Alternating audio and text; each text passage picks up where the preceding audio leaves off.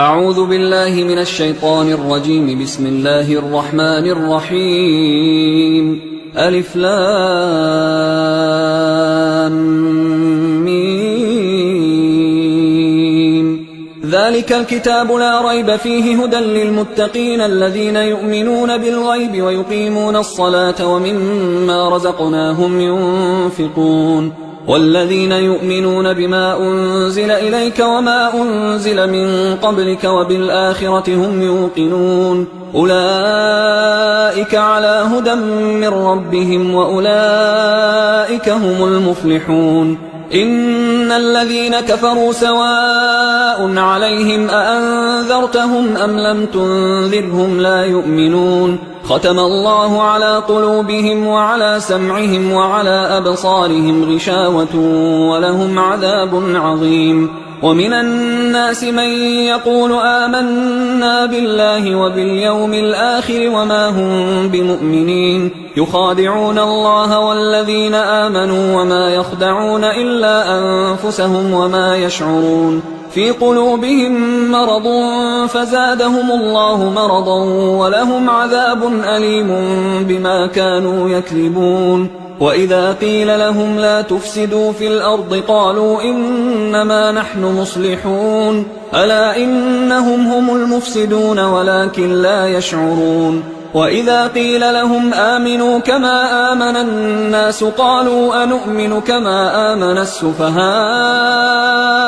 ألا إنهم هم السفهاء ولكن لا يعلمون. وإذا لقوا الذين آمنوا قالوا آمنا وإذا خلوا إلى شياطينهم قالوا إنا معكم إنما نحن مستهزئون الله يستهزئ بهم ويمدهم في طغيانهم يعمهون. أولئك الذين اشتروا الضلالة بالهدى فما ربحت تجارتهم وما كانوا مهتدين. مثلهم كمثل الذي استوقد نارا فلما أضاءت ما حوله ذهب الله بنورهم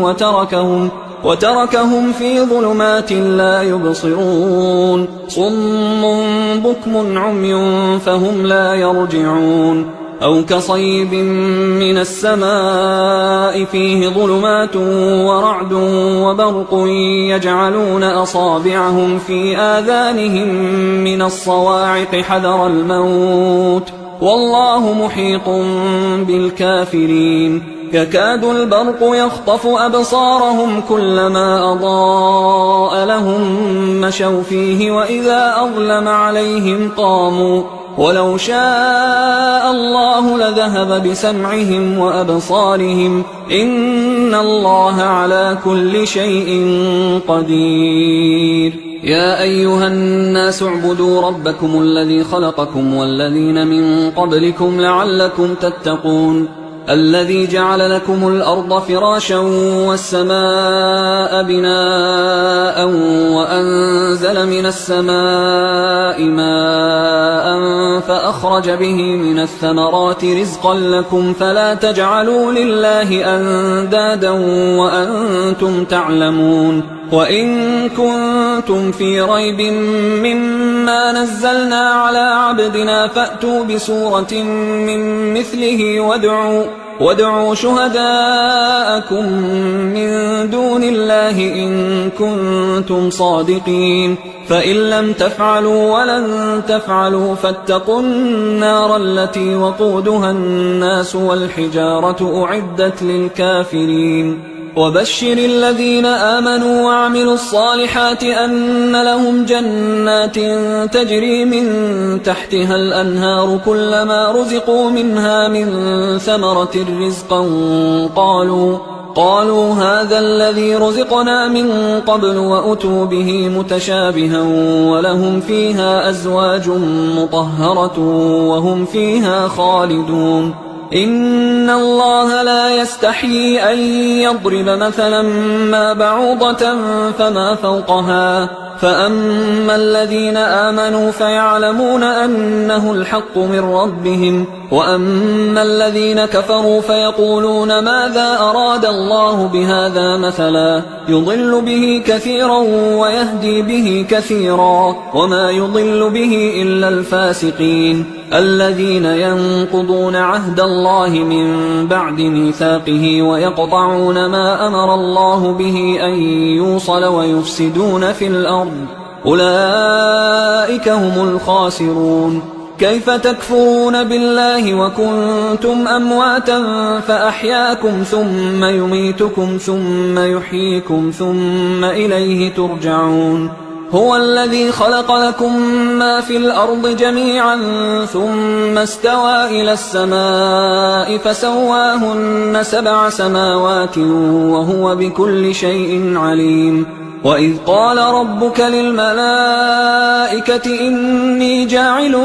في الأرض خليفة قالوا أتجعل فيها من يفسد فيها ويسفك الدماء ونحن نسبح بحمدك ونقدس لك قال إني أعلم ما لا تعلمون. وعلم آدم الأسماء كلها ثم عرضهم على الملائكة فقال أنبئوني بأسماء هؤلاء إن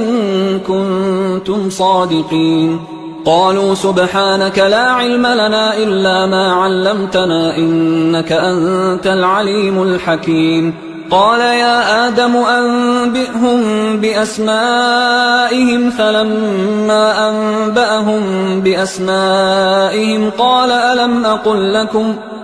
ألم أقل لكم إني أعلم غيب السماوات والأرض وأعلم ما تبدون وما كنتم تكتمون. وإذ قلنا للملائكة اسجدوا لآدم فسجدوا إلا إبليس أبى واستكبر وكان من الكافرين. وقلنا يا آدم اسكن أنت وزوجك الجنة وكلا منها رغدا حيث شئتما ولا تقربا هذه الشجرة فتكونا من الظالمين. فأزلهما الشيطان عنها فأخرجهما مما كانا فيه وقلنا اهبطوا بعضكم لبعض عدو ولكم في الأرض مستقر ومتاع إلى حين. فتلقى آدم من ربه كلمات فتاب عليه إنه هو التواب الرحيم. قلنا اهبطوا منها جميعا فإما يأتينكم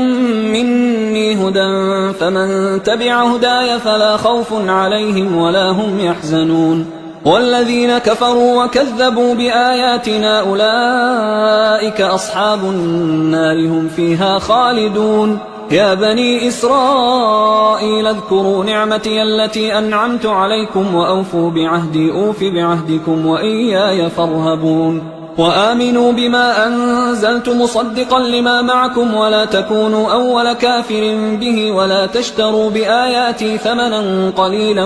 وإياي فاتقون. ولا تلبسوا الحق بالباطل وتكتموا الحق وأنتم تعلمون. وأقيموا الصلاة وآتوا الزكاة واركعوا مع الراكعين. أتأمرون الناس بالبر وتنسون أنفسكم وأنتم تتلون الكتاب أفلا تعقلون. واستعينوا بالصبر والصلاة وإنها لكبيرة إلا على الخاشعين الذين يظنون أنهم ملاقو ربهم وأنهم إليه راجعون. يا بني إسرائيل اذكروا نعمتي التي أنعمت عليكم وأني فضلتكم على العالمين. واتقوا يوما لا تجزي نفس عن نفس شيئا ولا يقبل منها شفاعة ولا يؤخذ منها عدل ولا هم ينصرون. وإذ نجيناكم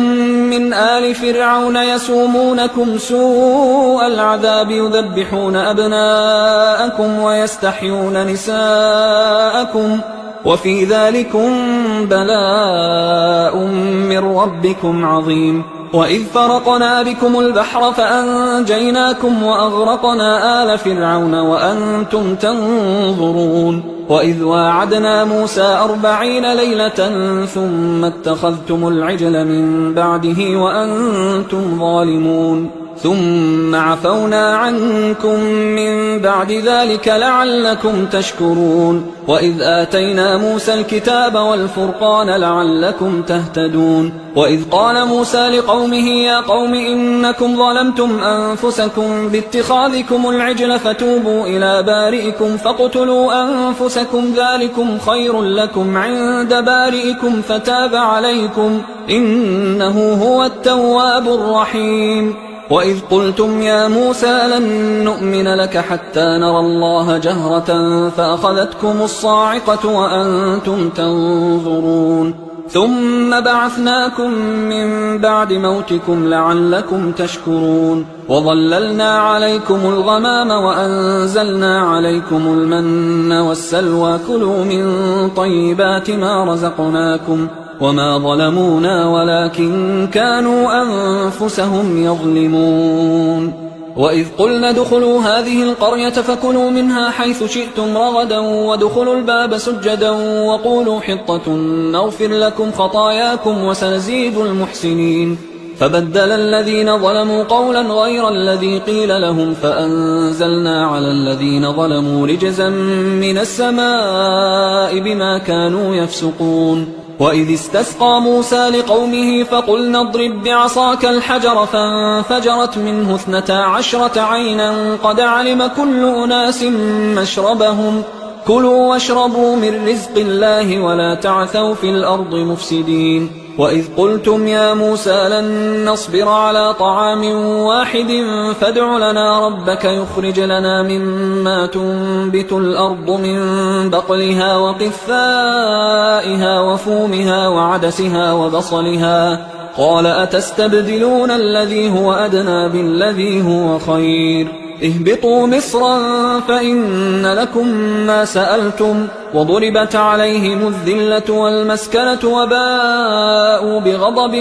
من الله ذلك بأنهم كانوا يكفرون بآيات الله ويقتلون النبيين بغير الحق ذلك بما عصوا وكانوا يعتدون إن الذين آمنوا والذين هادوا والنصارى والصابئين من آمن بالله واليوم الآخر وعمل صالحا فلهم أجرهم عند ربهم ولا خوف عليهم ولا هم يحزنون وإذ أخذنا ميثاقكم ورفعنا فوقكم الطور خذوا ما آتيناكم بقوة واذكروا ما فيه لعلكم تتقون ثم توليتم من بعد ذلك فلولا فضل الله عليكم ورحمته لكنتم من الخاسرين ولقد علمتم الذين اعتدوا منكم في السبت فقلنا لهم كونوا قردة خاسئين فجعلناها نكالا لما بين يديها وما خلفها وموعظة للمتقين وإذ قال موسى لقومه إن الله يأمركم أن تذبحوا بقرة قالوا أتتخذنا هزوا قال أعوذ بالله أن أكون من الجاهلين قالوا ادع لنا ربك يبين لنا ما هي قال إنه يقول إنها بقرة لا فارض ولا بكر عوان بين ذلك فافعلوا ما تؤمرون قالوا ادع لنا ربك يبين لنا ما لونها قال إنه يقول إنها بقرة صفراء فاقع لونها تسر الناظرين قالوا ادع لنا ربك يبين لنا ما هي إن البقرة شابه علينا وإنا إن شاء الله لمهتدون قال إنه يقول إنها بقرة لا ذلول تثير الأرض ولا تسقي الحرث مسلمة لا شية فيها قالوا الآن جئت بالحق فذبحوها وما كادوا يفعلون وإذ قتلتم نفسا فادارأتم فيها والله مخرج ما كنتم تكتمون فقلنا اضربوه ببعضها كذلك يحيي الله الموتى ويريكم آياته لعلكم تعقلون ثم قست قلوبكم من بعد ذلك فهي كالحجارة أو أشد قسوة وإن من الحجارة لما يتفجر منه الأنهار وإن منها لما يشقق فيخرج منه الماء وإن منها لما يهبط من خشية الله وما الله بغافل عما تعملون أفتطمعون أن يؤمنوا لكم وقد كان فريق منهم يسمعون كلام الله ثم يحرفونه من بعد ما عقلوه وهم يعلمون وإذا لقوا الذين آمنوا قالوا آمنا وإذا خلا بعضهم إلى بعض قالوا أتحدثونهم بما فتح الله عليكم ليحاجوكم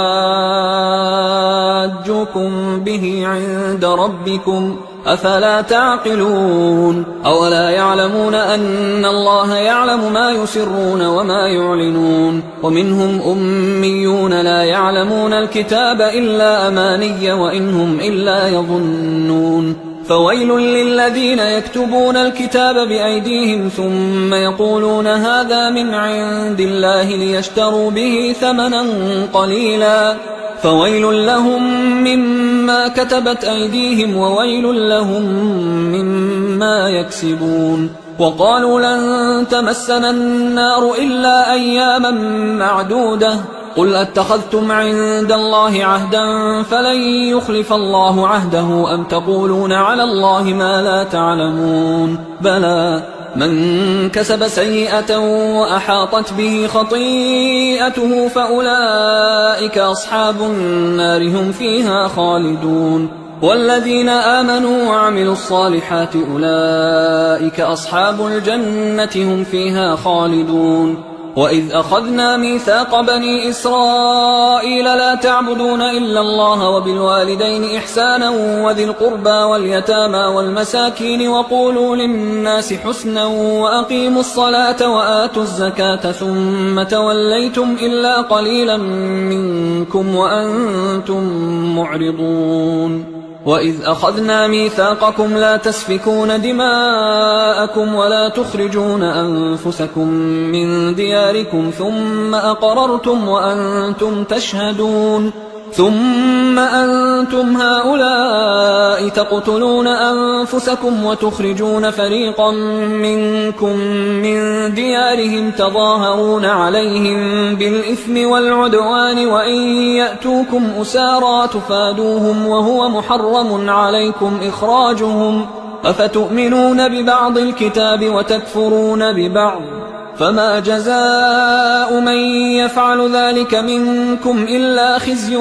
في الحياة الدنيا ويوم القيامة يردون إلى أشد العذاب وما الله بغافل عما تعملون أولئك الذين اشتروا الحياة الدنيا بالآخرة فلا يخفف عنهم العذاب ولا هم ينصرون ولقد آتينا موسى الكتاب وقفينا من بعده بالرسل وآتينا عيسى ابن مريم البينات وأيدناه بروح القدس أفكلما جاءكم رسول بما لا تهوى أنفسكم استكبرتم ففريقا كذبتم وفريقا تقتلون وقالوا قلوبنا غلف بل لعنهم الله بكفرهم فقليلا ما يؤمنون ولما جاءهم كتاب من عند الله مصدق لما معهم وكانوا من قبل يستفتحون على الذين كفروا فلما جاءهم ما عرفوا كفروا به فلعنة الله على الكافرين بئس ما اشتروا به أنفسهم أن يكفروا بما أنزل الله بغيا أن ينزل الله من فضله على من يشاء من عباده فباءوا بغضب على غضب وللكافرين عذاب مهين وإذا قيل لهم آمنوا بما أنزل الله قالوا نؤمن بما أنزل علينا ويكفرون بما وراءه وهو الحق مصدقا لما معهم قل فلم تقتلون أنبياء الله من قبل إن كنتم مؤمنين ولقد جاءكم موسى بالبينات ثم اتخذتم العجل من بعده وأنتم ظالمون وإذ أخذنا ميثاقكم ورفعنا فوقكم الطور خذوا ما آتيناكم بقوة واسمعوا قالوا سمعنا وعصينا وأشربوا في قلوبهم العجل بكفرهم قل بئس ما يأمركم به إيمانكم إن كنتم مؤمنين قل إن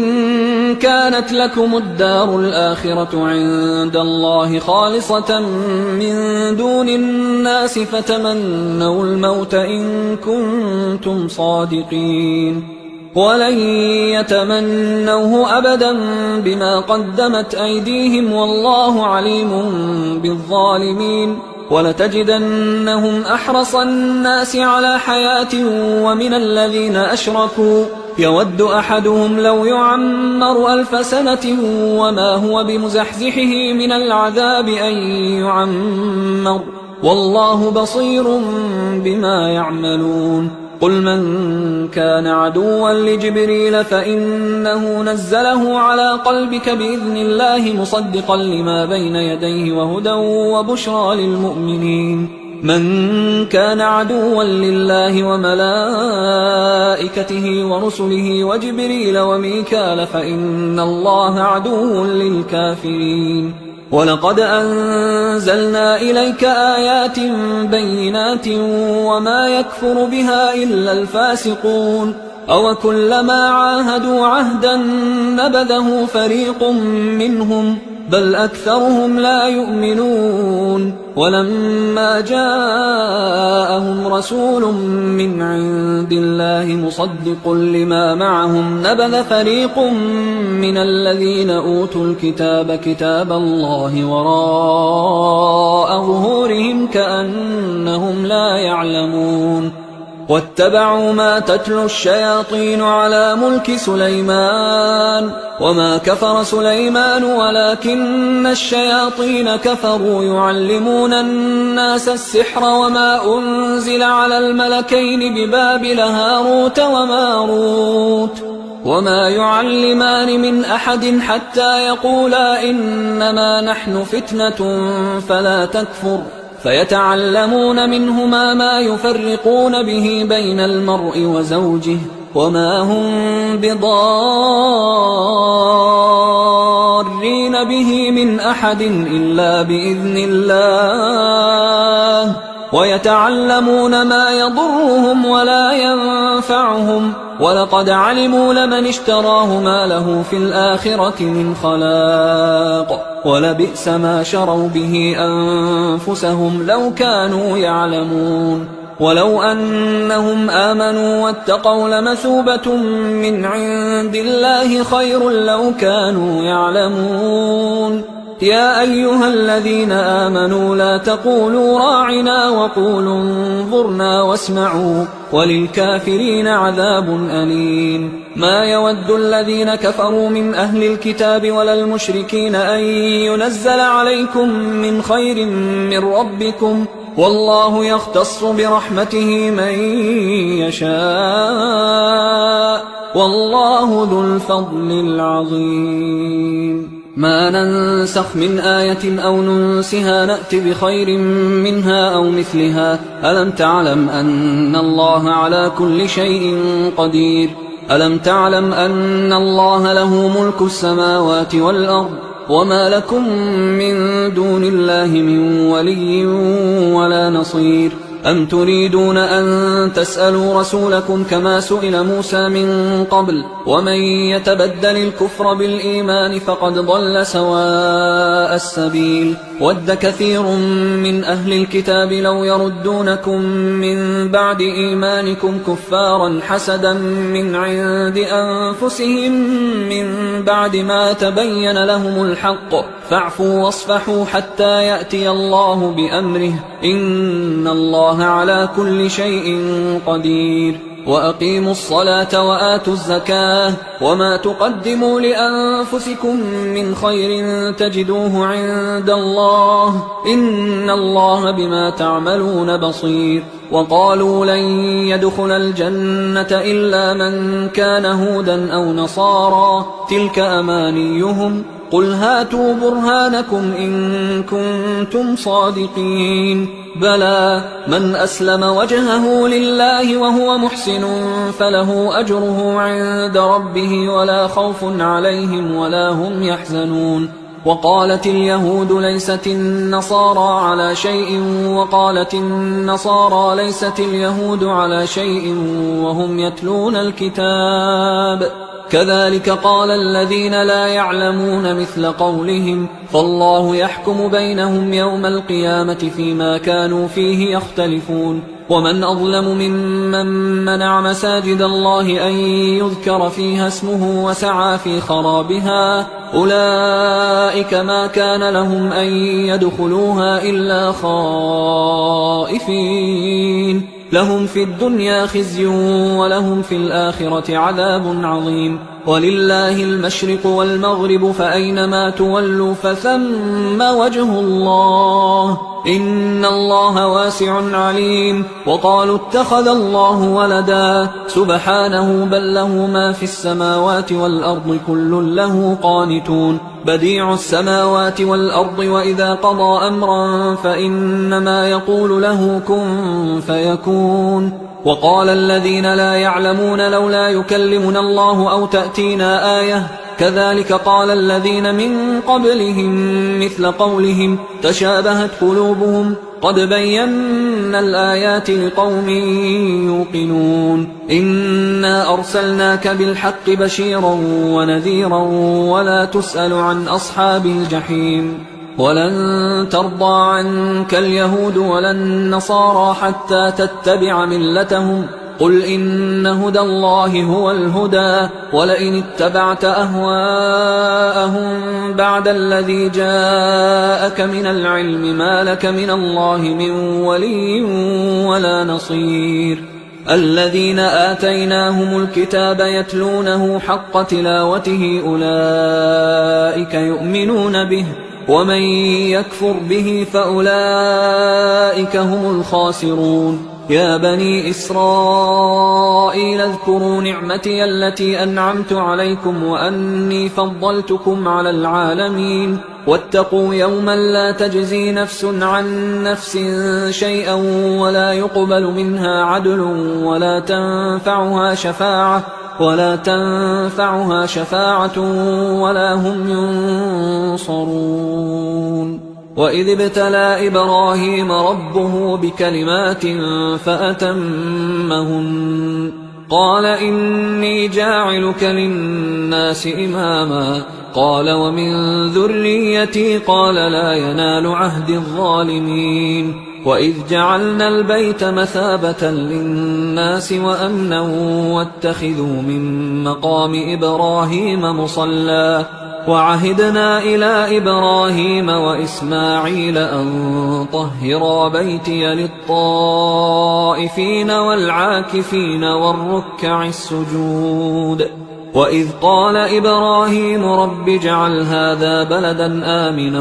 وارزق أهله من الثمرات من آمن منهم بالله واليوم الآخر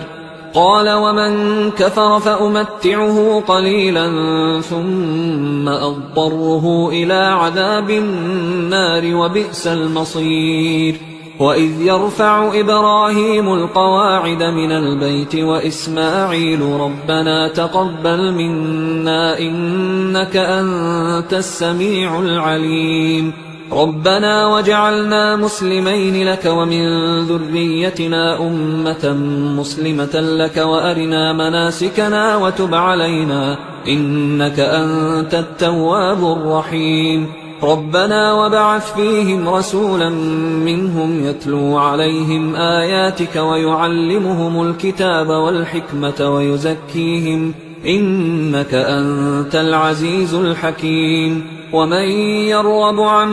ملة إبراهيم إلا من سفه نفسه ولقد اصطفيناه في الدنيا وإنه في الآخرة لمن الصالحين إذ قال له ربه أسلم قال أسلمت لرب العالمين. ووصى بها إبراهيم بنيه ويعقوب يا بني إن الله اصطفى لكم الدين فلا تموتن إلا وأنتم مسلمون. أم كنتم شهداء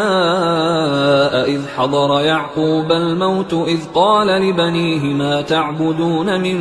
بعدي قالوا نعبد إلهك وإله آبائك إبراهيم وإسماعيل وإسحاق إلها واحدا ونحن له مسلمون. تلك أمة قد خلت لها ما كسبت ولكم ما كسبتم ولا تسألون عما كانوا يعملون. وقالوا كونوا هودا أو نصارى تهتدوا قل بل ملة إبراهيم حنيفا وما كان من المشركين. قولوا آمنا بالله وما أنزل إلينا وما أنزل إلى إبراهيم وإسماعيل وإسحاق ويعقوب والأسباط وما أوتي موسى وعيسى وما أوتي النبيون من ربهم لا نفرق بين أحد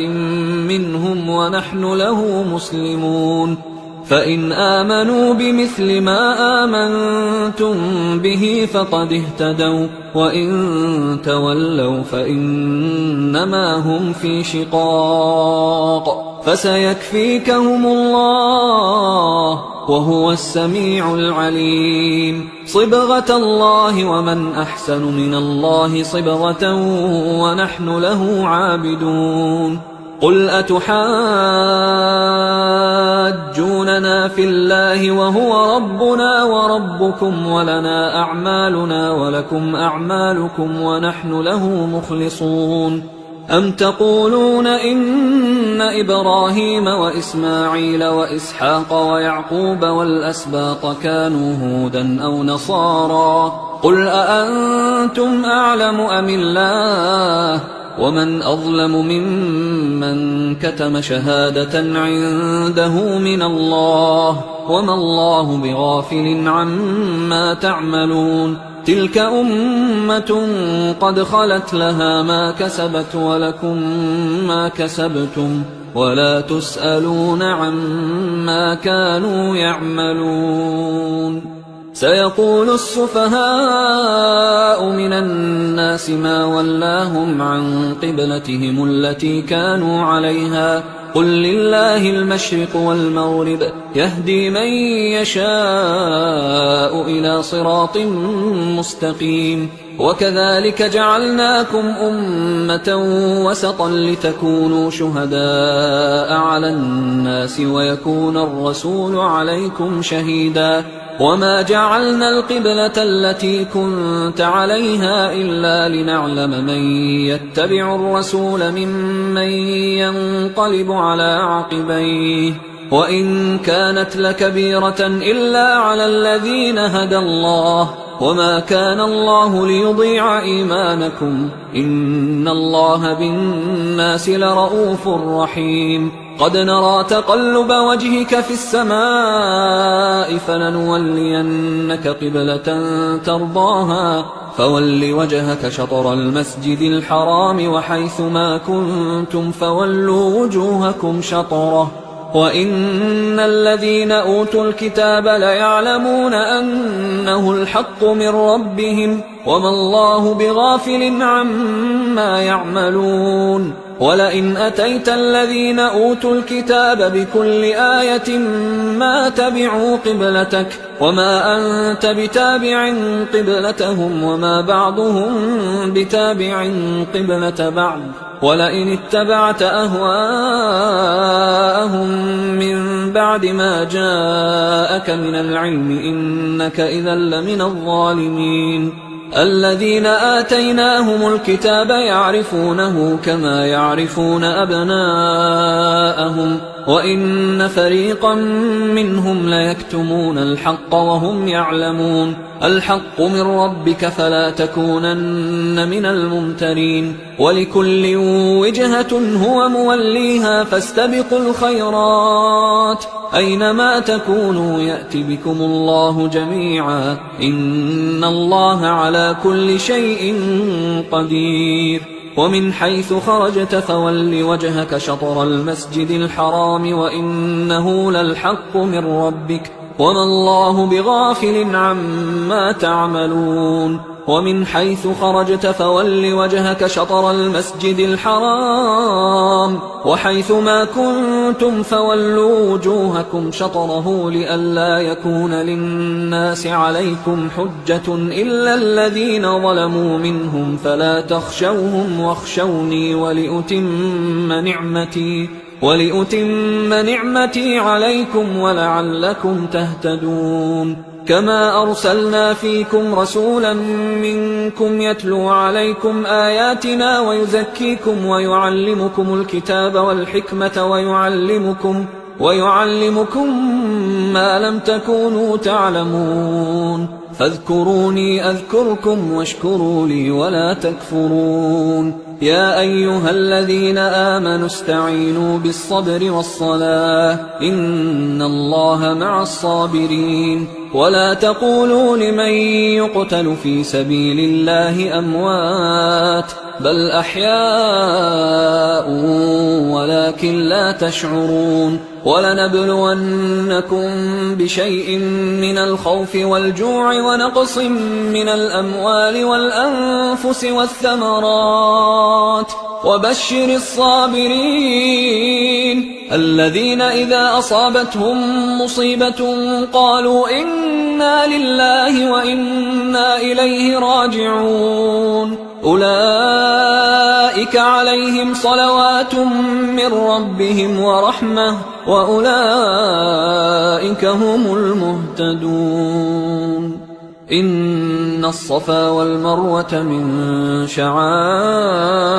الله فمن حج البيت أو اعتمر فلا جناح عليه أن يطوف بهما ومن تطوع خيرا فإن الله شاكر عليم إن الذين يكتمون ما أنزلنا من البينات والهدى من بعد ما بيناه للناس في الكتاب أولئك يلعنهم الله ويلعنهم اللاعنون إلا الذين تابوا وأصلحوا وبينوا فأولئك أتوب عليهم وأنا التواب الرحيم إن الذين كفروا وماتوا وهم كفار أولئك عليهم لعنة الله والملائكة والناس أجمعين خالدين فيها لا يخفف عنهم العذاب ولا هم ينظرون وإلهكم إله واحد لا إله إلا هو الرحمن الرحيم إن في خلق السماوات والأرض واختلاف الليل والنهار والفلك التي تجري في البحر بما ينفع الناس وما أنزل الله من السماء من ماء فأحيا به الأرض بعد موتها وبث فيها من كل دابة وتصريف الرياح والسحاب المسخر بين السماء والأرض لآيات لقوم يعقلون ومن الناس من يتخذ من دون الله أندادا يحبونهم كحب الله والذين آمنوا أشد حبا لله ولو يرى الذين ظلموا إذ يرون العذاب أن القوة لله جميعا وأن الله شديد العذاب إذ تبرأ الذين اتبعوا من الذين اتبعوا ورأوا العذاب وتقطعت بهم الأسباب وقال الذين اتبعوا لو أن لنا كرة فنتبرأ منهم كما تبرأوا منا كذلك يريهم الله أعمالهم حسرات عليهم وما هم بخارجين من النار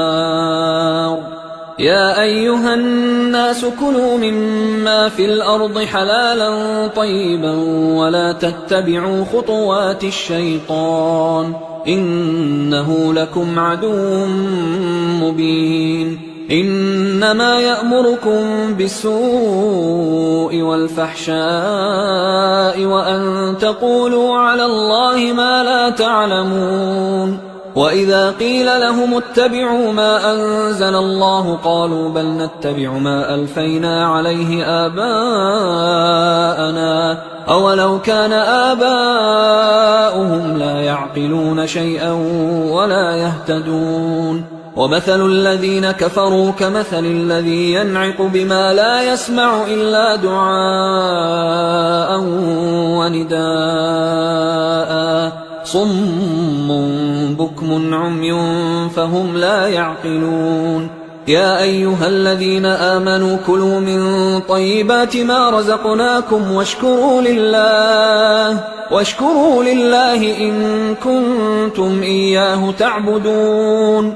إنما حرم عليكم الميتة والدم ولحم الخنزير وما أهل به لغير الله فمن اضطر غير باغ ولا عاد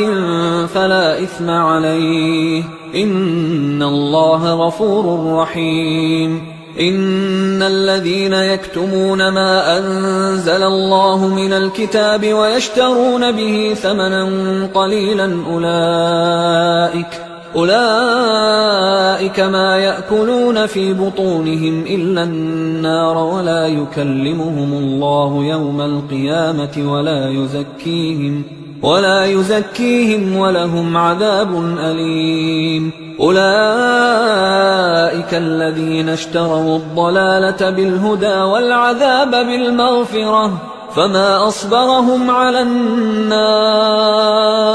ذلك بأن الله نزل الكتاب بالحق وإن الذين اختلفوا في الكتاب لفي شقاق بعيد ليس البر أن تولوا وجوهكم قبل المشرق والمغرب ولكن البر من آمن بالله واليوم الآخر والملائكة والكتاب والنبيين وآتى المال على حبه ذوي القربى واليتامى والمساكين وابن السبيل والسائلين وفي الرقاب وأقام الصلاة وآتى الزكاة والموفون بعهدهم إذا عاهدوا والصابرين في البأساء والضراء وحين البأس أولئك الذين صدقوا وأولئك هم المتقون يا أيها الذين آمنوا كتب عليكم القصاص في القتلى الحر بالحر والعبد بالعبد والأنثى بالأنثى فمن عفي له من أخيه شيء فاتباع بالمعروف وأداء إليه بإحسان ذلك تخفيف من ربكم ورحمة فمن اعتدى بعد ذلك فله عذاب أليم ولكم في القصاص حياة يا أولي الألباب لعلكم تتقون كتب عليكم إذا حضر أحدكم الموت إن ترك خيرا الوصية للوالدين والأقربين بالمعروف حقا على المتقين فمن بدله بعدما سمعه فإنما إثمه على الذين يبدلونه إن الله سميع عليم فمن خاف من موص جنفا أو إثما فأصلح بينهم فلا إثم عليه إن الله غفور رحيم. يا أيها الذين آمنوا كتب عليكم الصيام كما كتب على الذين من قبلكم لعلكم تتقون أياما معدودات، فمن كان منكم مريضا أو على سفر فعدة من أيام أخر، وعلى الذين يطيقونه فدية طعام مسكين، فمن تطوع خيرا فهو خير له، وأن تصوموا خير لكم إن كنتم تعلمون. شهر رمضان الذي أنزل فيه القرآن هدى للناس وبينات من الهدى والفرقان، فمن شهد منكم الشهر فليصم، ومن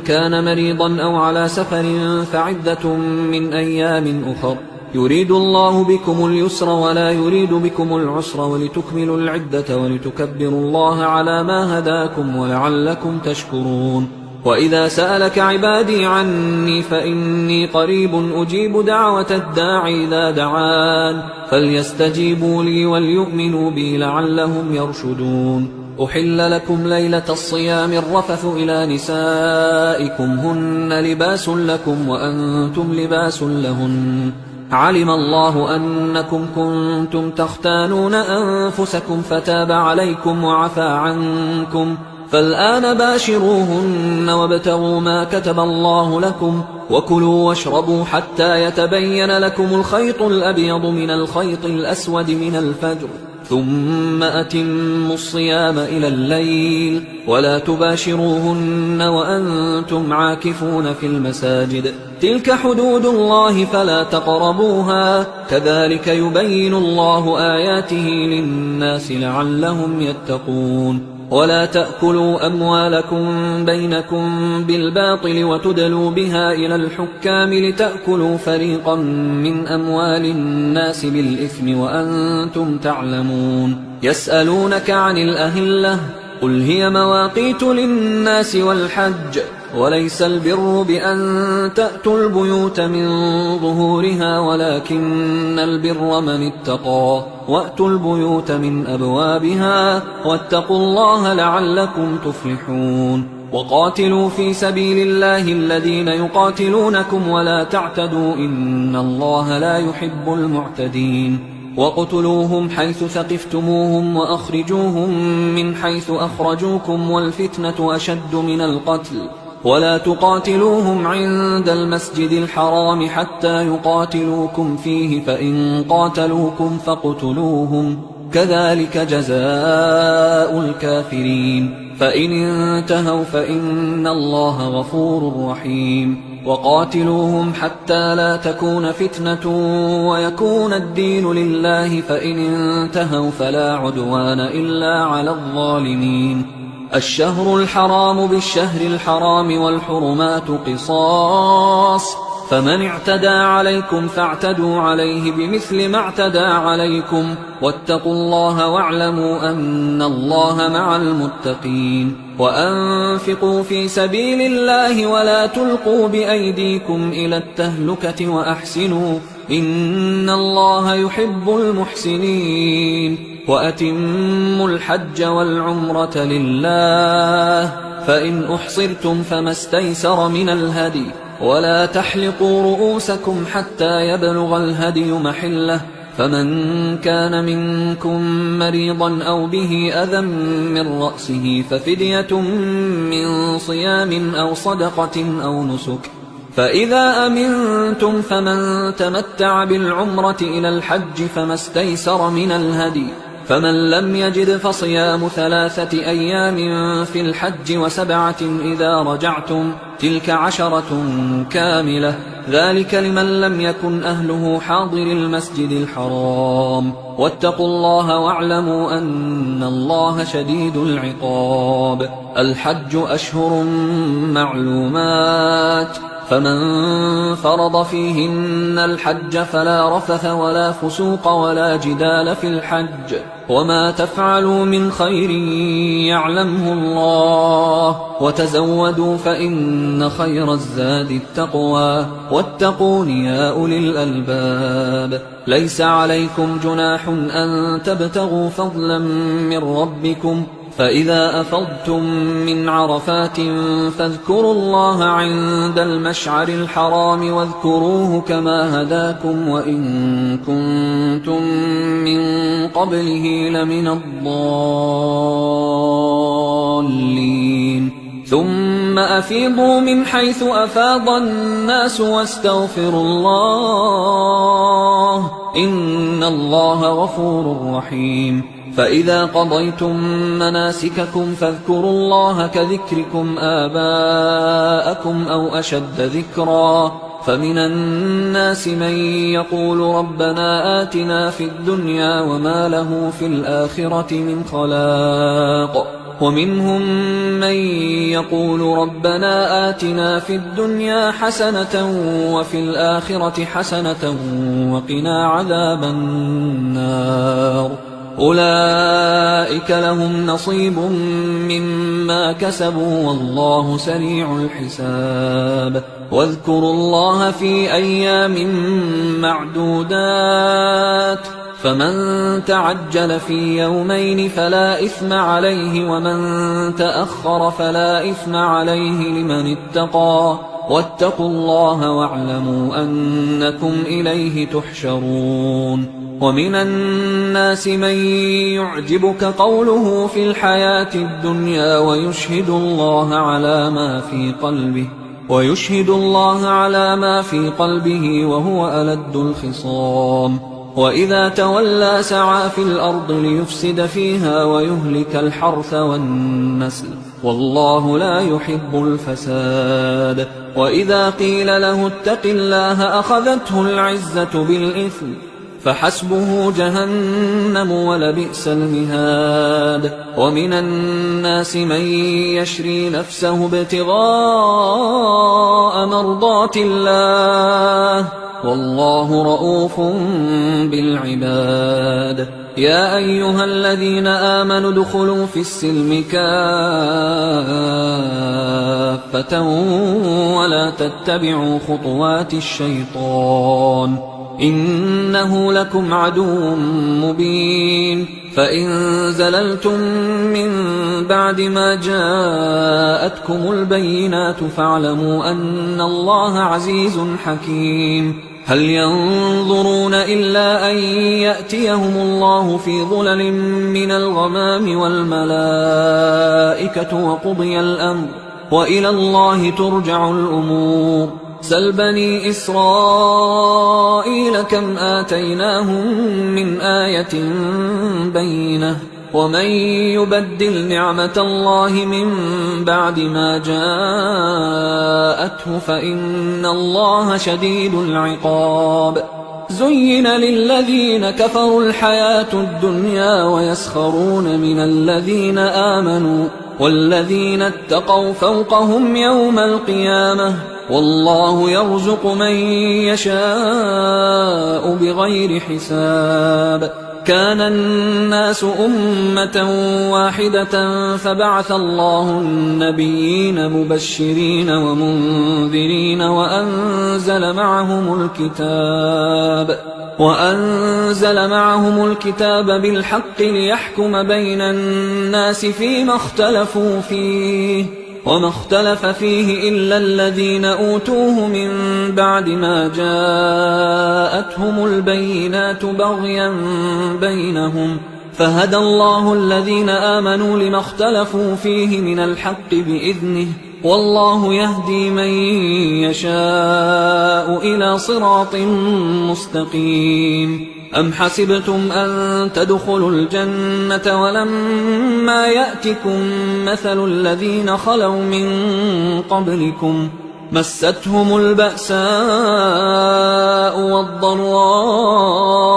وزلزلوا حتى يقول الرسول والذين آمنوا معه متى نصر الله ألا إن نصر الله قريب. يسألونك ماذا ينفقون قل ما أنفقتم من خير فللوالدين والأقربين واليتامى والمساكين وابن السبيل وما تفعلوا من خير فإن الله به عليم كتب عليكم القتال وهو كره لكم وعسى أن تكرهوا شيئا وهو خير لكم وعسى أن تحبوا شيئا وهو شر لكم والله يعلم وأنتم لا تعلمون يسألونك عن الشهر الحرام قتال فيه قل قتال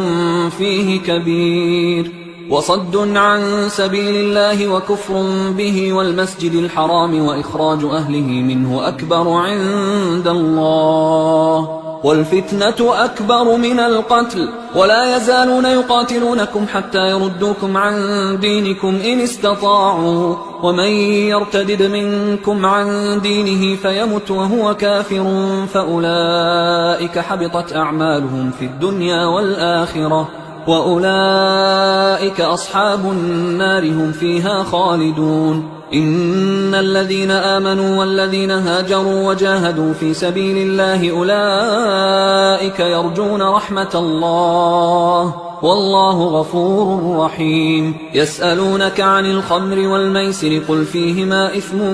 كبير ومنافع للناس وإثمهما أكبر من نفعهما ويسألونك ماذا ينفقون قل العفو كذلك يبين الله لكم الآيات لعلكم تتفكرون في الدنيا والآخرة ويسألونك عن اليتامى قل إصلاح لهم خير وإن تخالطوهم فإخوانكم والله يعلم المفسد من المصلح ولو شاء الله لأعنتكم إن الله عزيز حكيم ولا تنكحوا المشركات حتى يؤمن ولأمة مؤمنة خير من مشركة ولو أعجبتكم ولا تنكحوا المشركين حتى يؤمنوا ولعبد مؤمن خير من مشرك ولو أعجبكم أولئك يدعون إلى النار والله يدعو إلى الجنة والمغفرة بإذنه ويبين آياته للناس لعلهم يتذكرون ويسألونك عن المحيض قل هو أذى فاعتزلوا النساء في المحيض ولا تقربوهن حتى يطهرن فإذا تطهرن فأتوهن من حيث أمركم الله إن الله يحب التوابين ويحب المتطهرين نساؤكم حرث لكم فأتوا حرثكم أنى شئتم وقدموا لأنفسكم واتقوا الله واعلموا أنكم ملاقوه وبشر المؤمنين ولا تجعلوا الله عرضة لأيمانكم أن تبروا وتتقوا وتصلحوا بين الناس والله سميع عليم لا يؤاخذكم الله باللغو في أيمانكم ولكن يؤاخذكم بما كسبت قلوبكم والله غفور حليم للذين يؤلون من نسائهم تربص 4 أشهر فإن فاءوا فإن الله غفور رحيم وإن عزموا الطلاق فإن الله سميع عليم والمطلقات يتربصن بأنفسهن 3 قروء ولا يحل لهن أن يكتمن ما خلق الله في أرحامهن إن كن يؤمن بالله واليوم الآخر وبعولتهن أحق بردهن في ذلك إن أرادوا إصلاحا ولهن مثل الذي عليهن بالمعروف وللرجال عليهن درجة والله عزيز حكيم الطلاق 2 مرتان فإمساك بمعروف أو تسريح بإحسان ولا يحل لكم أن تأخذوا مما آتيتموهن شيئا إلا أن يخافا ألا يقيما حدود الله فإن خفتم ألا يقيما حدود الله فلا جناح عليهما فيما افتدت به تلك حدود الله فلا تعتدوها ومن يتعد حدود الله فأولئك هم الظالمون. فإن طلقها فلا تحل له من بعد حتى تنكح زوجا غيره، فإن طلقها فلا جناح عليهما أن يتراجعا إن ظنا أن يقيما حدود الله، وتلك حدود الله يبينها لقوم يعلمون. وإذا طلقتم النساء فبلغن أجلهن فأمسكوهن بمعروف أو سرحوهن بمعروف، ولا تمسكوهن ضرارا لتعتدوا، ومن يفعل ذلك فقد ظلم نفسه. ولا تتخذوا آيات الله هزوا، واذكروا نعمة الله عليكم وما أنزل عليكم من الكتاب والحكمة يعظكم به، واتقوا الله واعلموا أن الله بكل شيء عليم. وإذا طلقتم النساء فبلغن أجلهن فلا تعضلوهن أن ينكحن أزواجهن إذا تراضوا بينهم بالمعروف، ذلك يوعظ به من كان منكم يؤمن بالله واليوم الآخر، ذلكم أزكى لكم وأطهر، والله يعلم وأنتم لا تعلمون. والوالدات يرضعن أولادهن حولين كاملين لمن أراد أن يتم الرضاعة، وعلى المولود له رزقهن وكسوتهن بالمعروف، لا تكلف نفس إلا وسعها، لا تضار والدة بولدها ولا مولود له بولده، وعلى الوارث مثل ذلك، فإن أرادا فصالا عن تراض منهما وتشاور فلا جناح عليهما. وإن أردتم أن تسترضعوا أولادكم فلا جناح عليكم إذا سلمتم ما آتيتم بالمعروف، واتقوا الله واعلموا أن الله بما تعملون بصير. والذين يتوفون منكم ويذرون أزواجا يتربصن بأنفسهن 4 أشهر و10، فإذا بلغن أجلهن فلا جناح عليكم فيما فعلن في أنفسهن بالمعروف، والله بما تعملون خبير. ولا جناح عليكم فيما عرضتم به من خطبة النساء أو أكننتم في أنفسكم، علم الله أنكم ستذكرونهن ولكن لا تواعدوهن سرا إلا أن تقولوا قولا معروفا، ولا تعزموا عقدة النكاح حتى يبلغ الكتاب أجله، واعلموا أن الله يعلم ما في أنفسكم فاحذروه، واعلموا أن الله غفور حليم. لا جناح عليكم إن طلقتم النساء ما لم تمسوهن أو تفرضوا لهن فريضة، ومتعوهن على الموسع قدره وعلى المقتر قدره متاعا بالمعروف حقا على المحسنين. وإن طلقتموهن من قبل أن تمسوهن وقد فرضتم لهن فريضة فنصف ما فرضتم إلا أن يعفون أو يعفو الذي بيده عقدة النكاح، وأن تعفوا أقرب للتقوى، ولا تنسوا الفضل بينكم، إن الله بما تعملون بصير. حافظوا على الصلوات والصلاة الوسطى وقوموا لله قانتين، فإن خفتم فرجالا أو ركبانا، فإذا أمنتم فاذكروا الله كما علمكم ما لم تكونوا تعلمون. والذين يتوفون منكم ويذرون أزواجا وصية لأزواجهم متاعا إلى الحول غير إخراج، فإن خرجن فلا جناح عليكم فيما فعلن في أنفسهن من معروف، والله عزيز حكيم. وللمطلقات متاع بالمعروف حقا على المتقين، كذلك يبين الله لكم آياته لعلكم تعقلون. ألم تر إلى الذين خرجوا من ديارهم وهم ألوف حذر الموت فقال لهم الله موتوا ثم أحياهم، إن الله لذو فضل على الناس ولكن أكثر الناس لا يشكرون. وقاتلوا في سبيل الله واعلموا أن الله سميع عليم من ذا الذي يقرض الله قرضا حسنا فيضاعفه له أضعافا كثيرة والله يقبض ويبسط وإليه ترجعون ألم تر إلى الملأ من بني إسرائيل من بعد موسى إذ قالوا لنبي له مبعث لنا ملكا نقاتل في سبيل الله قال هل عسيتم إن كتب عليكم القتال ألا تقاتلوا قالوا وما لنا ألا نقاتل في سبيل الله وقد أخرجنا من ديارنا وأبنائنا فلما كتب عليهم القتال تولوا إلا قليلا منهم والله عليم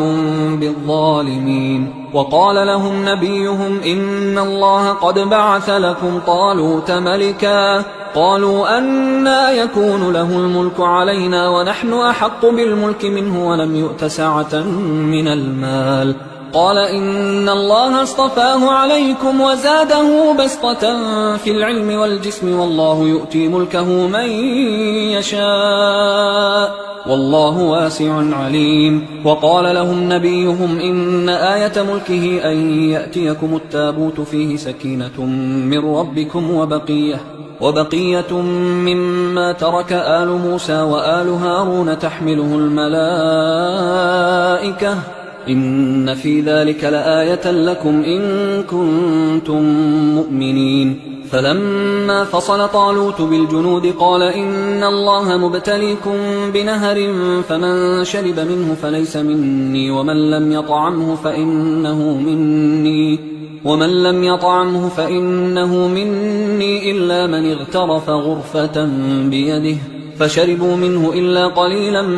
منهم فلما جاوزه هو والذين آمنوا معه قالوا لا طاقة لنا اليوم بجالوت وجنوده قال الذين يظنون أنهم ملاقوا الله كم من فئة قليلة غلبت فئة كثيرة بإذن الله والله مع الصابرين ولما برزوا لجالوت وجنوده قالوا ربنا أفرغ علينا صبرا وثبت أقدامنا وانصرنا على القوم الكافرين فهزموهم بإذن الله وقتل داود جالوت وآتاه الله الملك والحكمة وعلمه مما يشاء ولولا دفع الله الناس بعضهم ببعض لفسدت الأرض ولكن الله ذو فضل على العالمين تلك آيات الله نتلوها عليك بالحق وإنك لمن المرسلين تلك الرسل فضلنا بعضهم على بعض منهم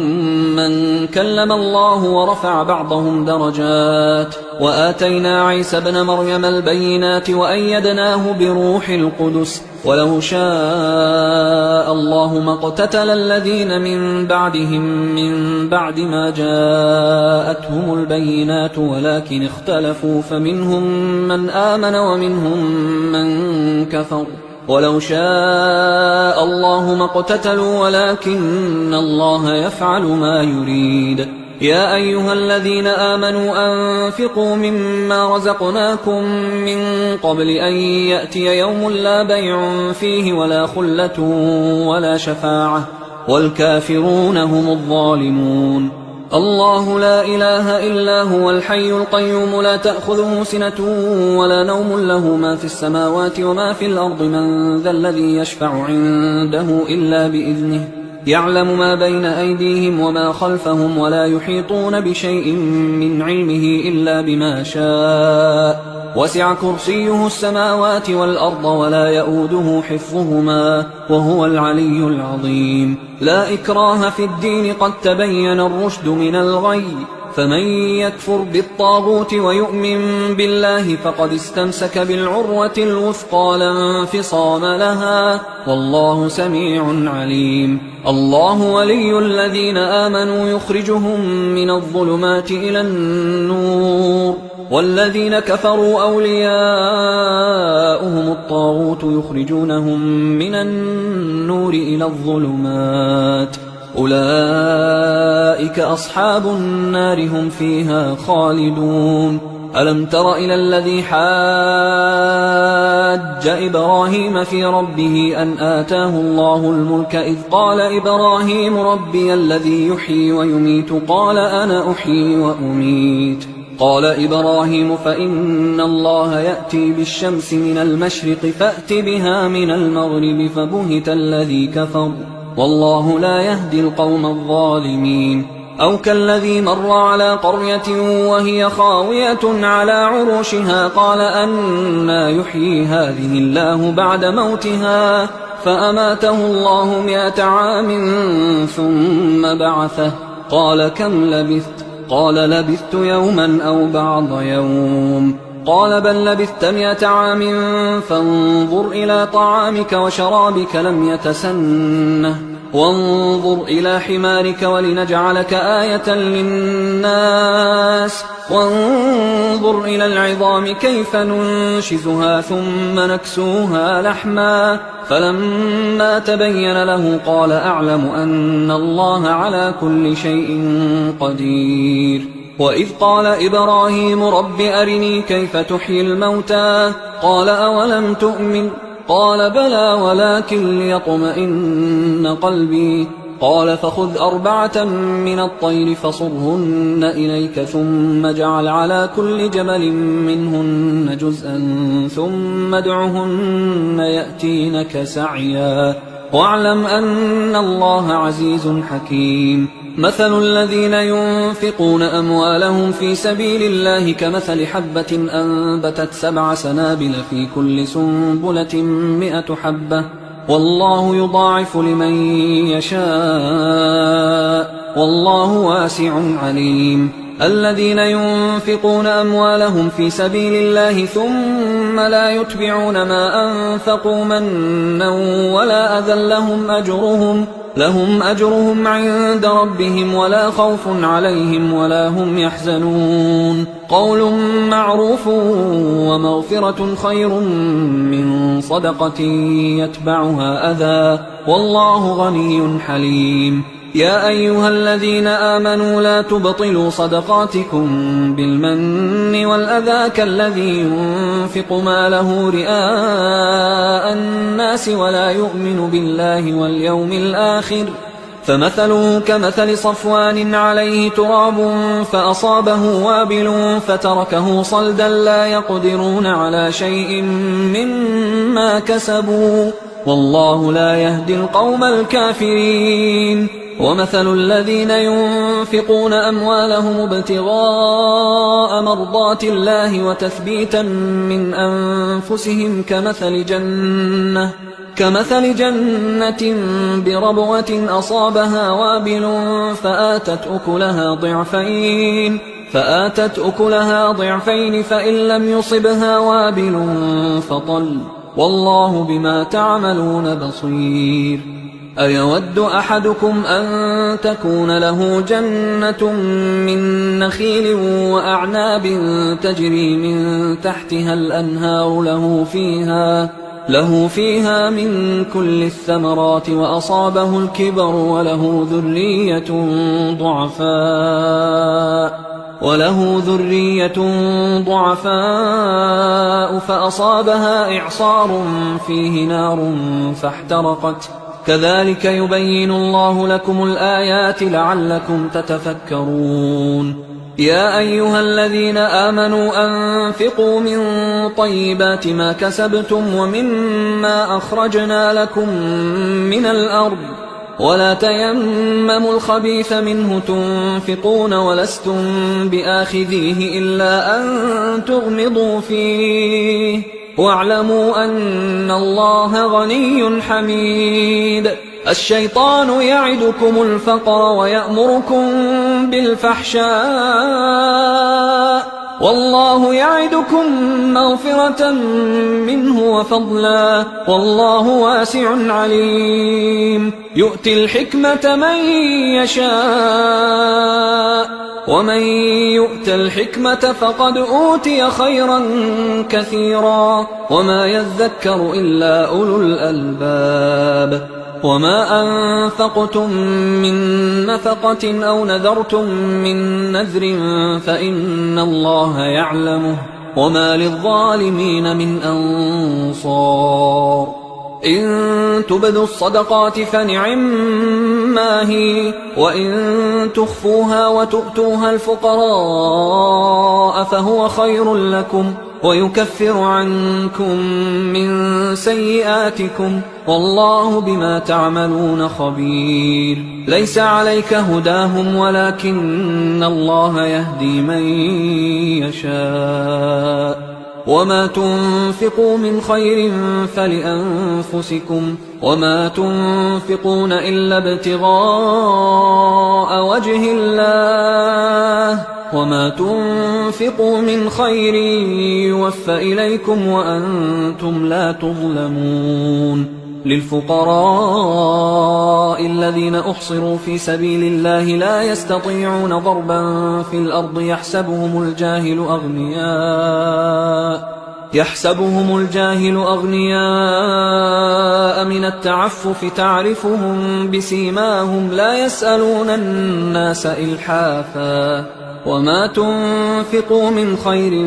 فإن الله به عليم الذين ينفقون أموالهم بالليل والنهار سرا وعلانية فلهم أجرهم عند ربهم ولا خوف عليهم ولا هم يحزنون الذين يأكلون الربا لا يقومون إلا كما يقوم الذي يتخبطه الشيطان من المس ذلك بأنهم قالوا إنما البيع مثل الربا وأحل الله البيع وحرم الربا فمن جاءه موعظة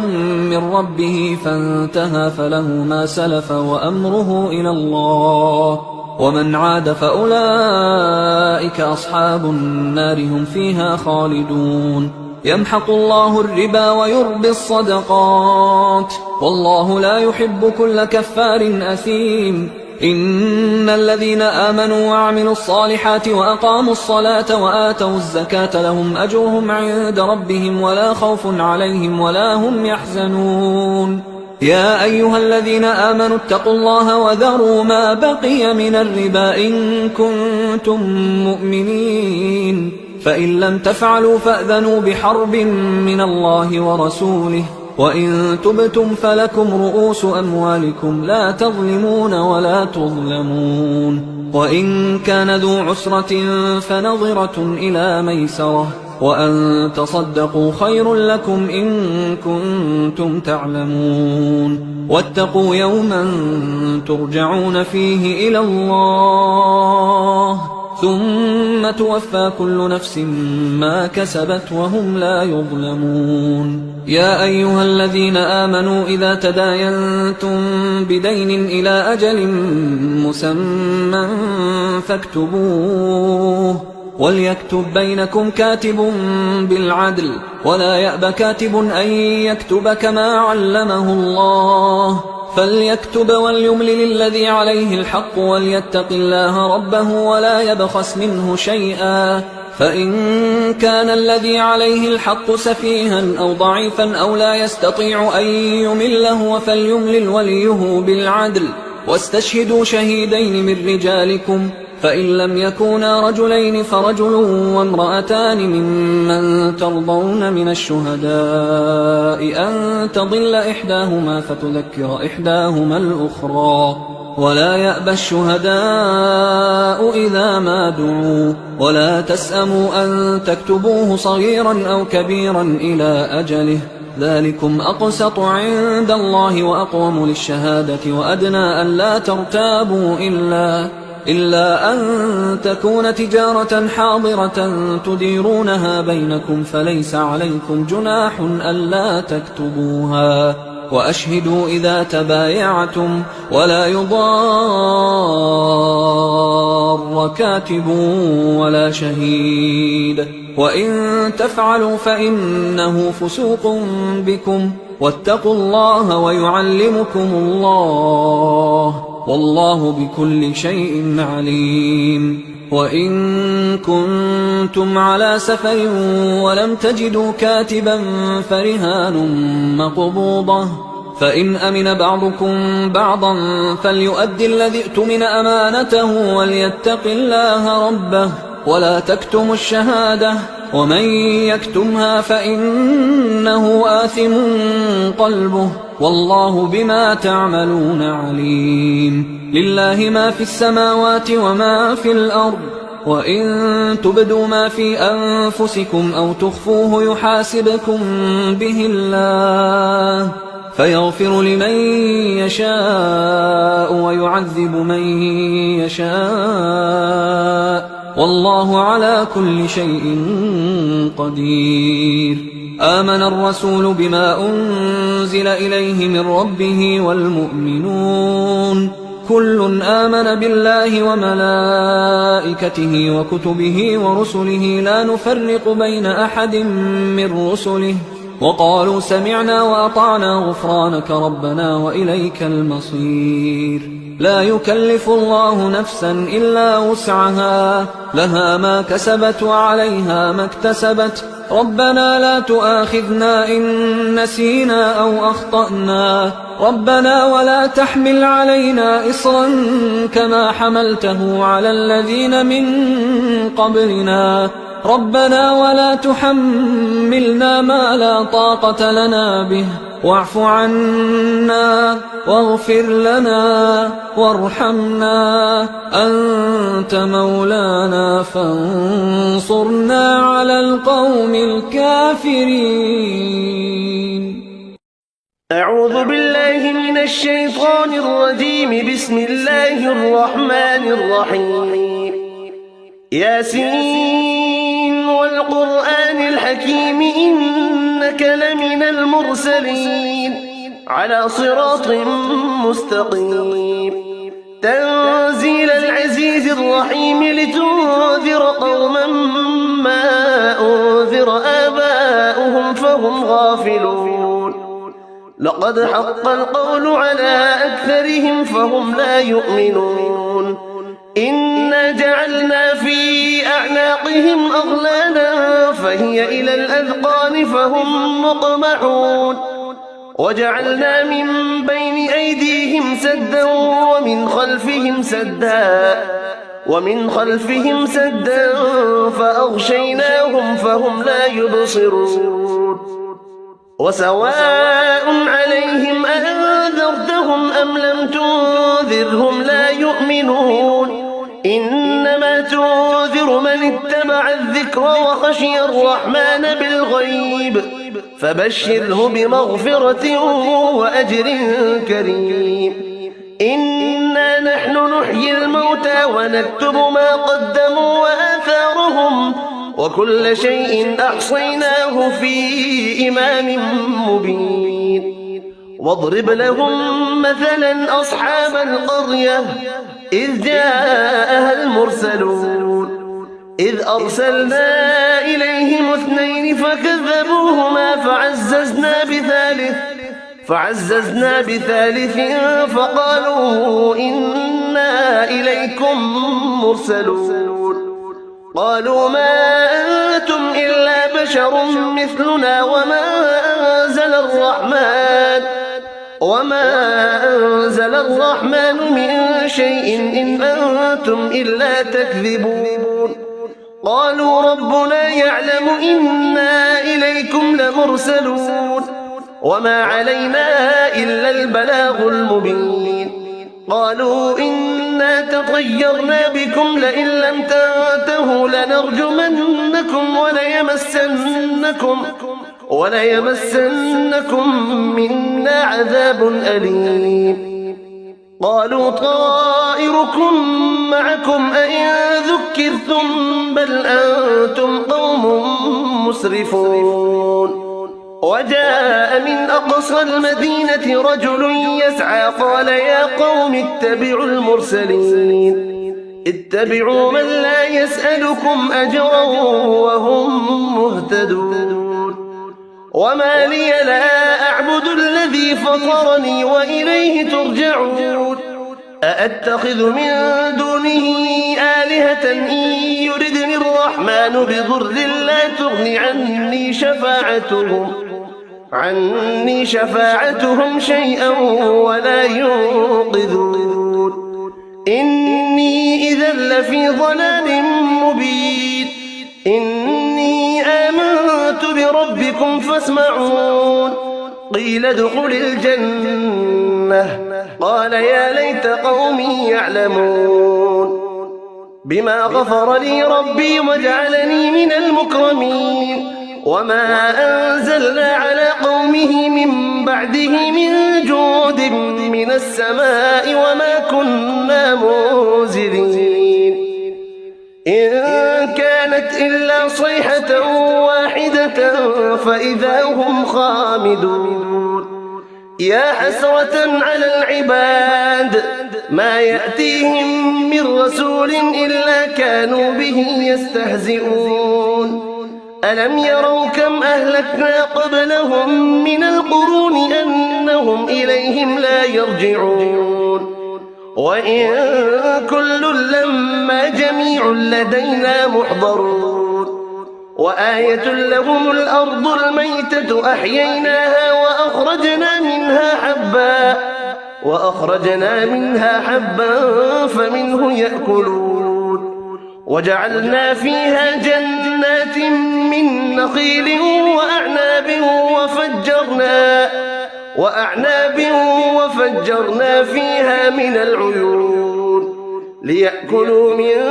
ثمره وما عملته أيديهم أفلا يشكرون سبحان الذي خلق الأزواج كلها مما تنبت الأرض ومن أنفسهم ومما لا يعلمون وآية لهم الليل نسلخ منه النهار فإذا هم مظلمون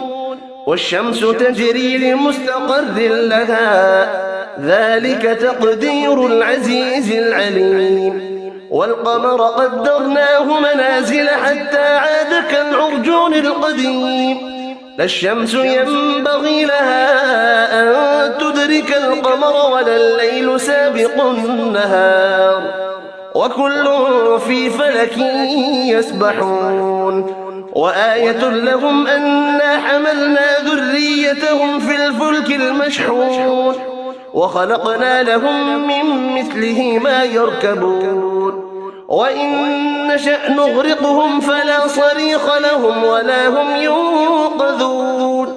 إلا رحمة منا ومتاعا إلى حين وإذا قيل لهم اتقوا ما بين أيديكم وما خلفكم لعلكم ترحمون وما تأتيهم من آية من آيات ربهم إلا كانوا عنها معرضين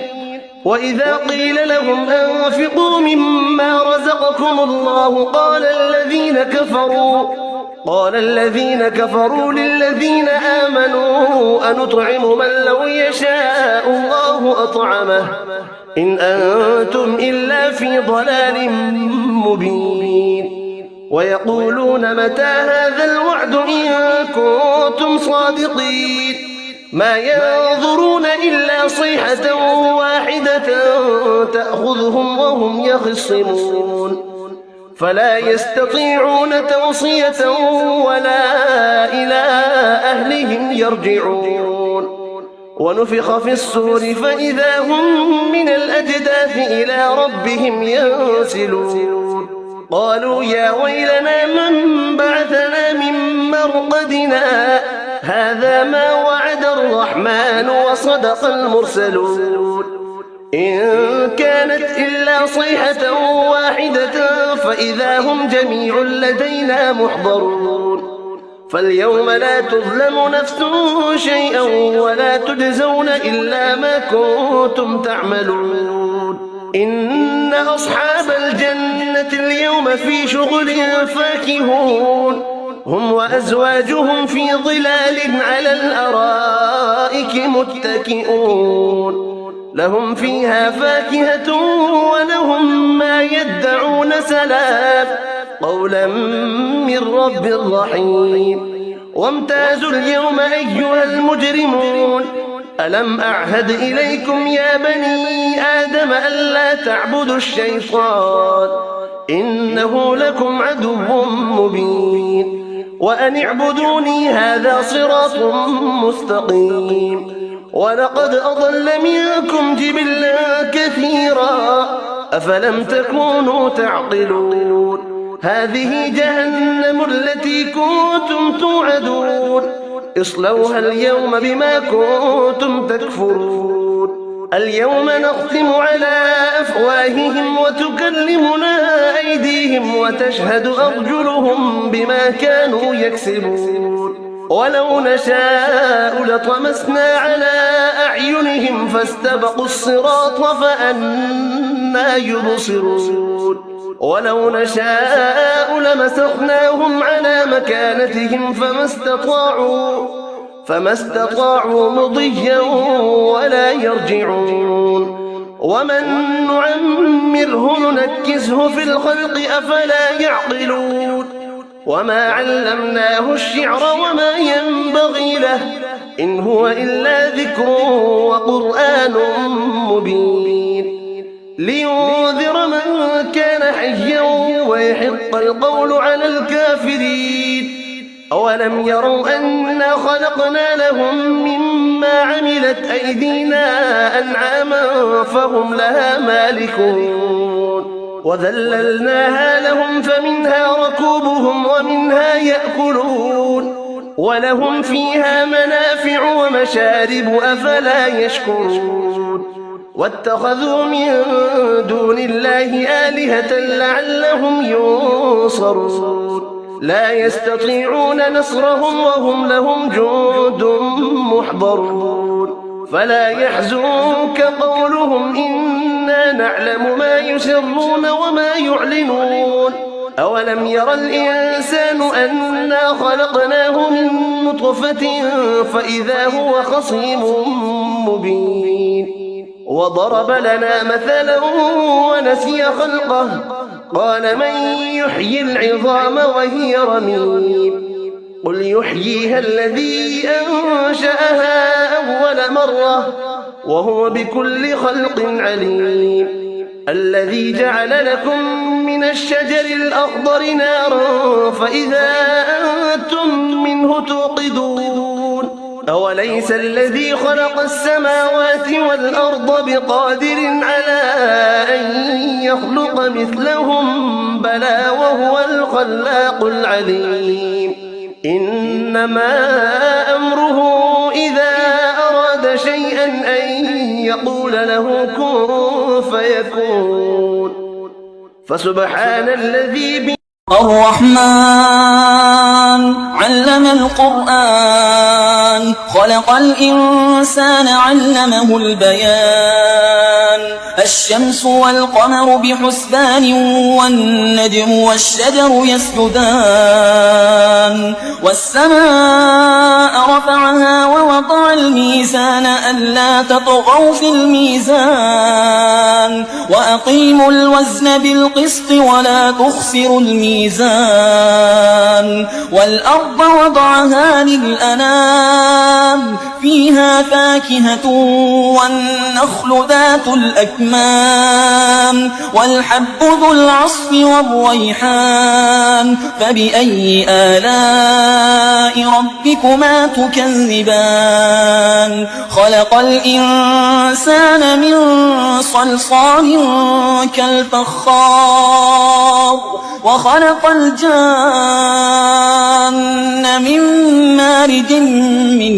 نار فبأي آلاء ربكما تكذبان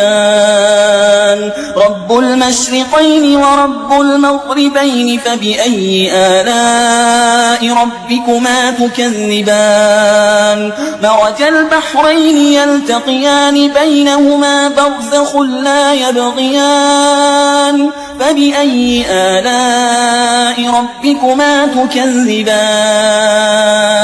يخرج منهما اللؤلؤ والمرجان فبأي آلاء ربكما تكذبان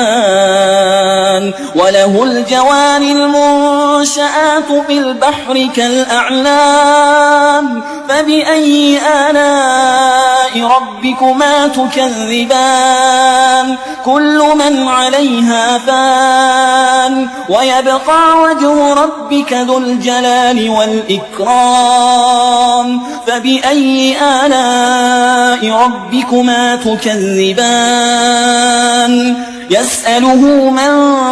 في السماوات والأرض كل يوم هو في شأن فبأي آلاء ربكما تكذبان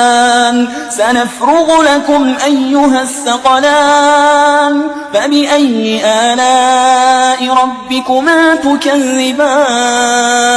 يا معشر الجن والإنس إن استطعتم أن تنفذوا من أقطار السماوات والأرض فانفذوا لا تنفذون إلا بسلطان فبأي آلاء ربكما تكذبان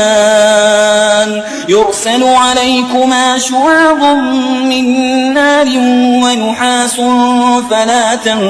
تنتصران فبأي آلاء ربكما تكذبان فإذا انشقت السماء فكانت وردة كالدهان فبأي آلاء ربكما تكذبان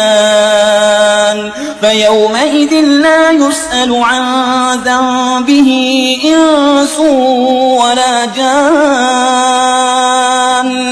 فبأي آلاء ربكما تكذبان يعرف المجرمون بسيماهم فيؤخذ بالنواصي والأقدام فبأي آلاء ربكما تكذبان هذه جهنم التي يكذب بها المجرمون يطوفون بينها وبين حميم آن فبأي آلاء ربكما تكذبان ولمن خاف مقام ربه جنتان فبأي آلاء ربكما تكذبان ذواتا أفنان فبأي آلاء ربكما تكذبان فيهما عينان تجريان فبأي آلاء ربكما تكذبان فيهما من كل فاكهة زوجان فبأي آلاء ربكما تكذبان متكئين على فرش بطائنها من استبرق وجنى الجنتين دان فبأي آلاء ربكما تكذبان فيهن قاصرات الطرف لم يطمثهن إنس قبلهم ولا جان فبأي آلاء ربكما تكذبان كأنهن الياقوت والمرجان فبأي آلاء ربكما تكذبان هل جزاء الإحسان إلا الإحسان فبأي آلاء ربكما تكذبان ومن دونهما جنتان فبأي آلاء ربكما تكذبان مدهامتان فبأي آلاء ربكما تكذبان فيهما عينان نضاختان فبأي آلاء ربكما تكذبان فيهما فاكهة ونخل ورمان فبأي آلاء ربكما تكذبان فيهن خيرات حسان فبأي آلاء ربكما تكذبان حور مقصورات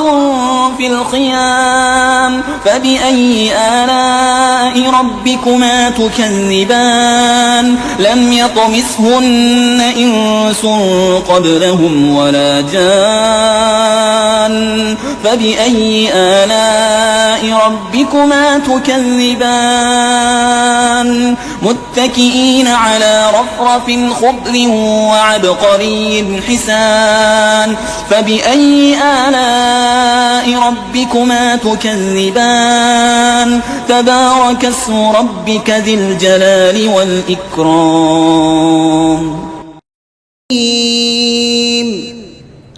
يا أيها المزمل قم الليل إلا قليلا نصفه أو انقص منه قليلا أو زد عليه ورتل القرآن ترتيلا إنا سنلقي عليك قولا ثقيلا إن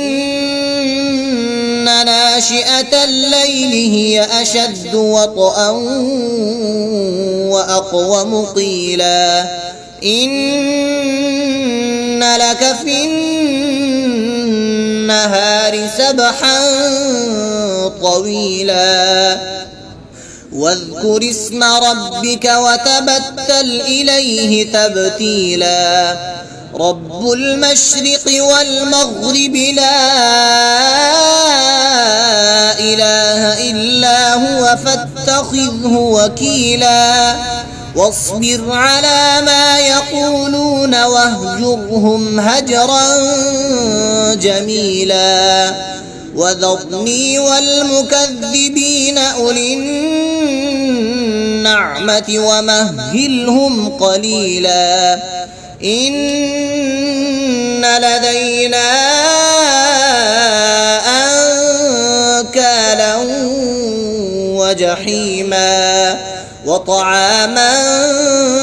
ذا غصة وعذابا أليما يوم ترجف الأرض والجبال وكانت الجبال كثيبا مهيلا إنا أرسلنا إليكم رسولا شاهدا عليكم كما أرسلنا إلى فرعون رسولا فعصى فرعون الرسول فأخذناه أخذا وبيلا فكيف تتقون إن كفرتم يوما يجعل الولدان شيبا السماء منفطر به كان وعده مفعولا إن هذه تذكرة فمن شاء اتخذ إلى ربه سبيلا إن ربك يعلم أنك تقوم أدنى من ثلثي الليل ونصفه وثلثه وطائفة من الذين معك والله يقدر الليل والنهار علم أن لن تحصوه فتاب عليكم فاقرؤوا ما تيسر من القرآن علم أن سيكون منكم مرضى وآخرون يضربون في الأرض يبتغون من فضل الله وآخرون يقاتلون في سبيل الله فاقرؤوا ما تيسر منه وأقيموا الصلاة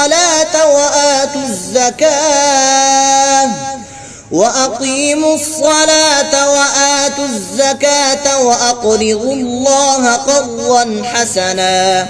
وما تقدموا لأنفسكم من خير تجدوه عند الله هو خيرا وأعظم أجرا واستغفروا الله إن الله غفور رحيم. بسم الله الرحمن الرحيم.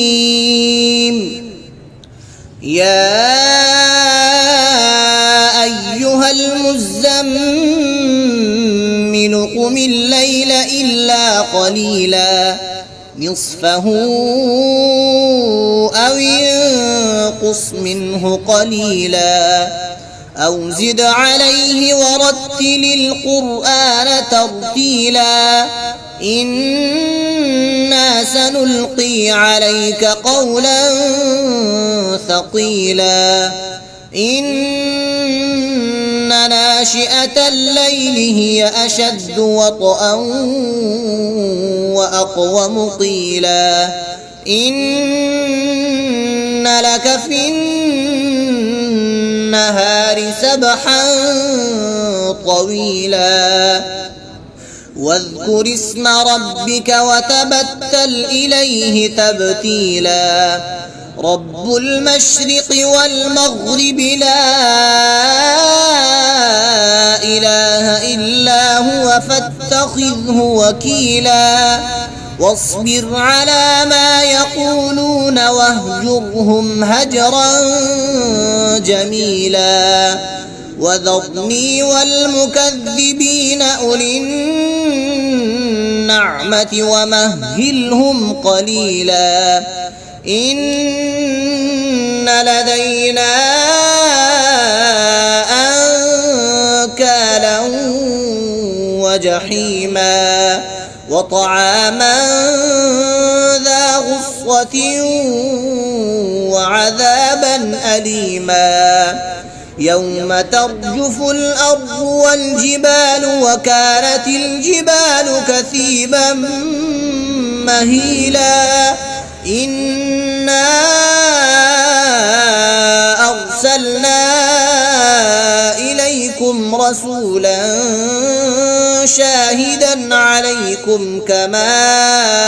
أرسلنا إلى فرعون رسولا فعصى فرعون الرسول فأخذناه أخذا وبيلا فكيف تتقون إن كفرتم يوما يجعل الولدان شيبا السماء منفطر به كان وعده مفعولا إن هذه تذكرة فمن شاء اتخذ إلى ربه سبيلا إن ربك يعلم أنك تقوم أدنى من ثلثي الليل ونصفه وثلثه وطائفة من الذين معك والله يقدر الليل والنهار علم أن لن تحصوه فتاب عليكم فاقرؤوا ما تيسر من القرآن علم أن سيكون منكم مرضى وآخرون يضربون في الأرض يبتغون من فضل الله وآخرون يقاتلون في سبيل الله فاقرؤوا ما تيسر منه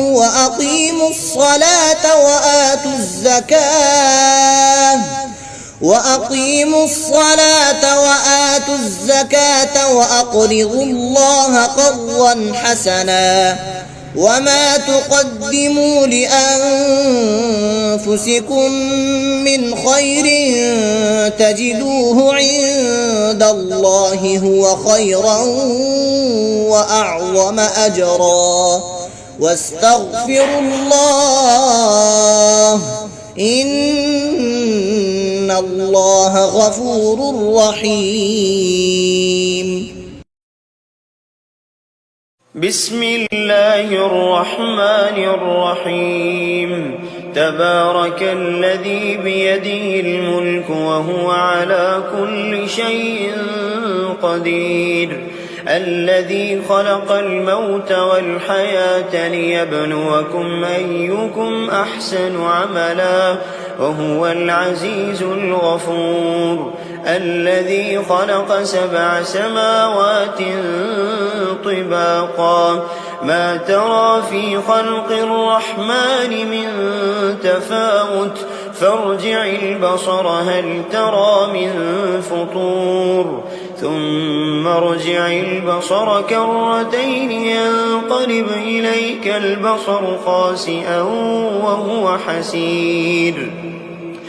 ولقد زينا السماء الدنيا بمصابيح وجعلناها رجوما للشياطين وأعتدنا لهم عذاب السعير.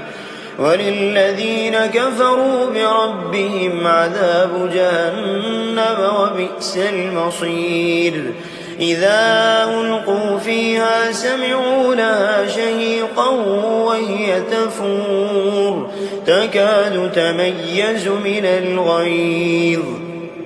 كلما ألقي فيها فوج سألهم خزنتها ألم يأتكم نذير؟ قالوا بلى قد جاءنا نذير فكذبنا وقلنا ما نزل الله من شيء إن أنتم إلا في ضلال كبير. وقالوا لو كنا نسمع أو نعقل ما كنا في أصحاب السعير، فاعترفوا بذنبهم فسحقا لأصحاب السعير. إن الذين يخشون ربهم بالغيب لهم مغفرة وأجر كبير. وأسروا قولكم أو اجهروا به إنه عليم بذات الصدور. ألا يعلم من خلق وهو اللطيف الخبير. هو الذي جعل لكم الأرض ذلولا فامشوا في مناكبها وكلوا من رزقه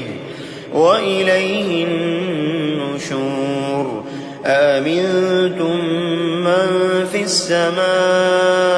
أن يخسف بكم الأرض فإذا هي تمور أم أمنتم من في السماء أن يرسل عليكم حاصبا فستعلمون كيف نذير. ولقد كذب الذين من قبلهم فكيف كان نكير. أولم يروا إلى الطير فوقهم صافات ويقبضن ما يمسكهن إلا الرحمن إنه بكل شيء بصير. أمن هذا الذي هو جند لكم ينصركم من دون الرحمن إن الكافرون إلا في غرور. أمن هذا الذي يرزقكم إن أمسك رزقه بل لجوا في عتو ونفور. أفمن يمشي مكبا على وجهه أهدى من يمشي سويا على صراط مستقيم. قل هو الذي أنشأكم وجعل لكم السمع والأبصار والأفئدة قليلا ما تشكرون قل هو الذي ذرأكم في الأرض وإليه تحشرون ويقولون متى هذا الوعد إن كنتم صادقين قل إنما العلم عند الله وإنما أنا نذير مبين فلما رأوه زلفة سيئت وجوه الذين كفروا وقيل هذا الذي كنتم به تدعون قل أرأيتم إن أهلكني الله ومن معي أو رحمنا فمن يجير الكافرين من عذاب أليم قل هو الرحمن آمنا به وعليه توكلنا فستعلمون من هو في ضلال مبين قل أرأيتم إن أصبح ماؤكم غورا فمن يأتيكم بماء